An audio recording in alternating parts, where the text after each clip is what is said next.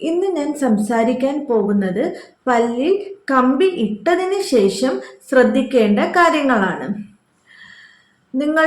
നിങ്ങളോ നിങ്ങളുടെ ഫ്രണ്ട്സോ ആരെങ്കിലും പല്ലിൽ ഫിക്സഡ് ആയിട്ട് ബ്രാക്കറ്റ്സ് എന്ന് പറഞ്ഞാൽ മുത്ത് പോലത്തെ കമ്പി ഒട്ടിച്ചിട്ടുണ്ടെങ്കിൽ അതിന് ശേഷം ശ്രദ്ധിക്കേണ്ട കാര്യങ്ങളാണ് ഇന്നത്തെ ടോപ്പിക്. ആദ്യമേ തന്നെ ഇത് നമ്മൾക്കറിയാം, ഇത് ഒരു മാസത്തെയോ 2 മാസത്തെയോ പ്രൊസീജിയർ അല്ല.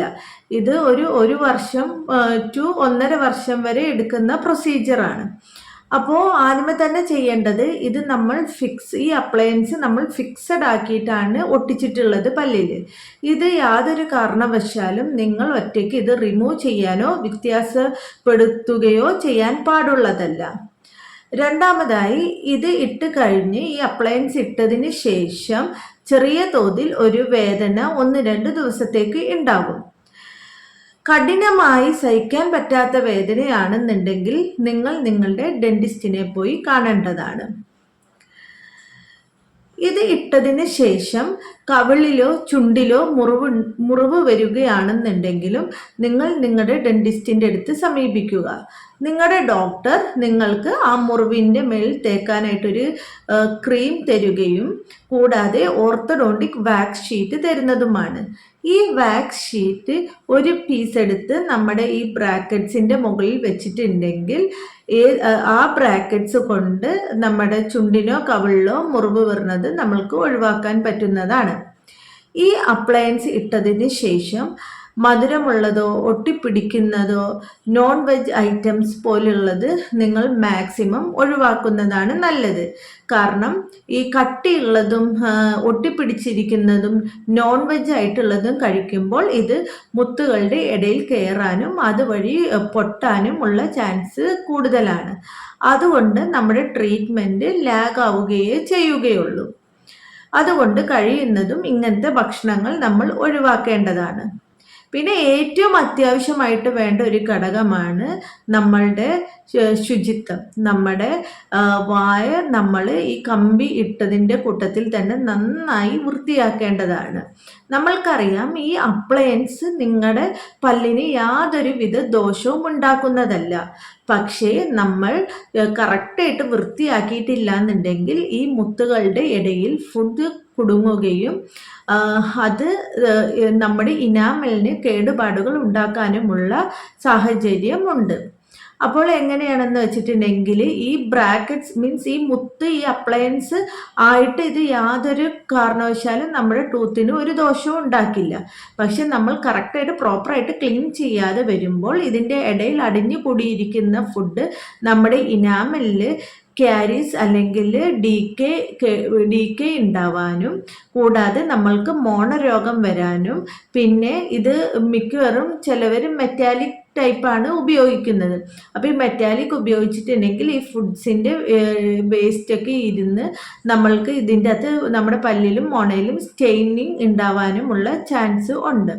അതുകൊണ്ട് നമ്മൾ നന്നായി കമ്പി ഇട്ടതിന് ശേഷം നമ്മൾ 2 നേരം ഓരോ പല്ലും 2 മിനിറ്റ് വീതമെങ്കിലും ബ്രഷ് ചെയ്യുക. ഇതിനായിട്ട് നമ്മൾക്ക് സെപ്പറേറ്റ് ആയിട്ട് ഒരു ഓർത്തഡോണ്ടിക് ടൂത്ത് ബ്രഷ് ഉണ്ട്. ഈ ഓർത്തഡോണ്ടിക് ടൂത്ത് ബ്രഷ് എന്ന് പറയുന്നത് ഒരു യുണീക്കായിട്ട് ഒരു ഡിസൈൻ ചെയ്തിട്ടുള്ളതാണ്. അതിനൊരു കോമ്പാക്ട് ഹെഡ് ഉള്ളത് കൊണ്ട് നമുക്ക് ഇത് എല്ലായിടത്തും നമ്മൾക്ക് ഈ ബ്രാക്കറ്റ്സും വയറിൻ്റെ അവിടെയൊക്കെ നന്നായിട്ട് നമുക്ക് ക്ലീൻ ചെയ്യാൻ പറ്റുന്നതാണ്. ഇത് ഒരു വി ഷേപ്പ് ഡിസൈനാണ് ഉള്ളത്. ഇതിൻ്റെ വി ഷേപ്പ് ഡിസൈൻ ഇതിൻ്റെ ആ ബ്രഷിൻ്റെ നാരുകൾ അനുസരിച്ചിട്ടാണ് ഇത് ഡിസൈൻ ചെയ്തിട്ടുള്ളത്. അപ്പോൾ ഒരു വി ഷേപ്പ് അലൈൻമെൻ്റ് ആണ് ഇതിനുള്ളത്. അപ്പോൾ ഇതിൻ്റെ നടുക്ക് ഭാഗം എന്ന് പറയുന്നത് ഷോർട്ടായിട്ടാണ് ഇതിൻ്റെ നാരുകൾ ഉണ്ടാക്കിയിട്ടുള്ളത്. അപ്പോൾ ഇത് നമ്മുടെ ആ മുത്ത് നന്നായിട്ട് ക്ലീൻ ചെയ്യാനും പിന്നെ സൈഡിലുള്ള ലോങ് നാരുകൾ നമുക്ക് ഈ ബ്രാക്കറ്റ്സ് ഒട്ടിച്ച പല്ലിൻ്റെ മുകളിലത്തെ വശവും അത് ബ്രാക്കറ്റ്സിൻ്റെ അടിയിലെ വശവും നമുക്ക് നന്നായിട്ട് ക്ലീൻ ചെയ്യാൻ പറ്റുന്നതാണ്. അതുകൊണ്ട് നിങ്ങൾ പല്ലിൽ കമ്പി ഇട്ടിട്ടുണ്ടെങ്കിൽ നമ്മൾ സാധാരണ ഉപയോഗിക്കുന്ന ബ്രഷിന് പകരം നമ്മൾ ഈ ഓർത്തഡോണ്ടിക് ടൂത്ത് ബ്രഷ് തന്നെ ഉപയോഗിക്കേണ്ടതാണ്. ഇത് 2 ടൈപ്പ് ഉണ്ട് ഓർത്തഡോണ്ടിക് ടൂത്ത് ബ്രഷ്. അത് മാനുവലും ആണ്, ഇലക്ട്രിക്കൽ ആണ്. അപ്പം ഓട്ടോമാറ്റിക് ടൂത്ത് ബ്രഷുമാണ്. അപ്പം മാനുവൽ എന്ന് പറഞ്ഞാൽ നമ്മൾ സാധാരണ ഉപയോഗിക്കുന്ന പോലെ തന്നെ നമ്മൾ തന്നെ ബ്രഷ് ചെയ്യുന്നതാണ്. പിന്നെ ഓട്ടോമാറ്റിക് എന്ന് പറഞ്ഞിട്ടുണ്ടെങ്കിൽ നമുക്കത് ഇലക്ട്രിക്കലിൻ്റെ പോലെയാണ് ഈ ഓർത്തോ ബ്രഷ് വരുന്നത്. പിന്നെ ഇതെങ്ങനെയാണ് ബ്രഷ് ചെയ്യേണ്ടത് എന്ന് വെച്ചിട്ടുണ്ടെങ്കിൽ നമ്മൾ ഒരു 45 ഡിഗ്രി ഒരു ആംഗിൾ നമ്മുടെ ഗം ലൈനിൽ വെച്ചിട്ട് നല്ല സോഫ്റ്റ് ആയിട്ടും ജെന്റിലായിട്ടും നമ്മൾ നന്നായിട്ട് നമ്മൾ ഒരു 2 മിനിറ്റ് നമ്മൾ ആ ബ്രാക്കറ്റ്സും അതിൻ്റെ ചുറ്റും നന്നായിട്ട് വൃത്തിയാക്കാനായിട്ട് നോക്കുക. പിന്നെ ഈ നമ്മുടെ 2 പല്ലിൻ്റെ ഇടയിലും കയറിയിട്ടുള്ള ഫുഡ്സ് നമുക്ക് ഒരു കോൺ ഷേപ്ഡ് മൃദുവായിട്ടുള്ള നാരുകളുള്ള ഇന്റർഡെന്റൽ ബ്രഷ് നമുക്ക് യൂസ് ചെയ്യാം. ഇത് കൂടാതെ ഇപ്പോഴത്തെ പുതിയ ടെക്നിക്സ് ഉണ്ട്, വാട്ടർ ഫ്ലോസർ. ഈ വാട്ടർ ഫ്ലോസർ എന്താണെന്നും അത് എങ്ങനെയാണ് യൂസ് ചെയ്യുന്നതെന്നുള്ളത് ഞാൻ കഴിഞ്ഞ വീഡിയോകളിൽ പറഞ്ഞിട്ടുണ്ട്. അത് എല്ലാവരും ചെന്ന് നോക്കേണ്ടതാണ്. ഈ വാട്ടർ ഫ്ലോസർ ഈ കമ്പി ഇടുന്നവർക്കും മുതിർന്നവർക്കും കുട്ടികൾക്കും ക്ലീനിങ് കൂടുതലായിട്ട് ആവശ്യമുള്ളവർക്കൊക്കെ ഉപകാരപ്പെടുന്ന ഒന്നാണ്.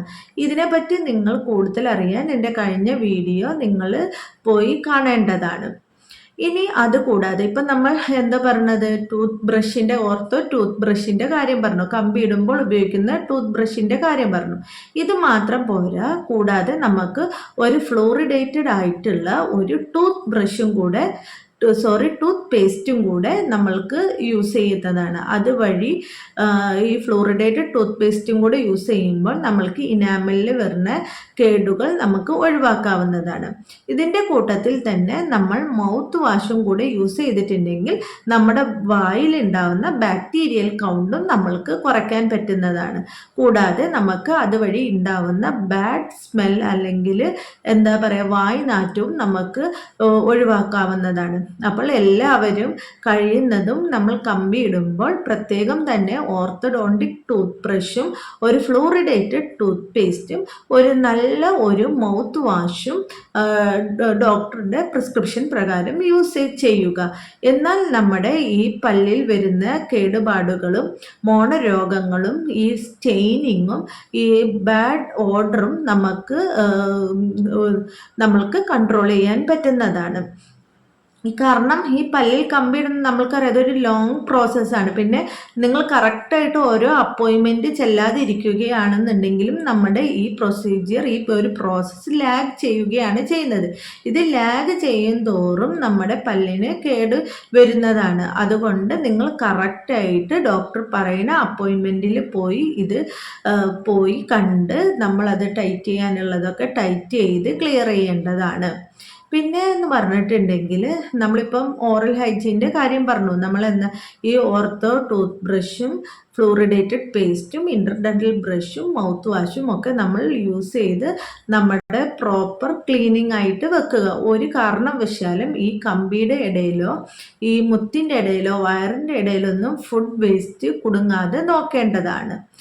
പിന്നെ എന്ന് പറഞ്ഞിട്ടുണ്ടെന്നുണ്ടെങ്കിൽ കറക്റ്റായിട്ട് നമ്മൾ അപ്പോയിൻമെൻറ്റ് വഴി വരേണ്ടതാണ്. പിന്നെ ഇതിൻ്റെ ഇടയിൽ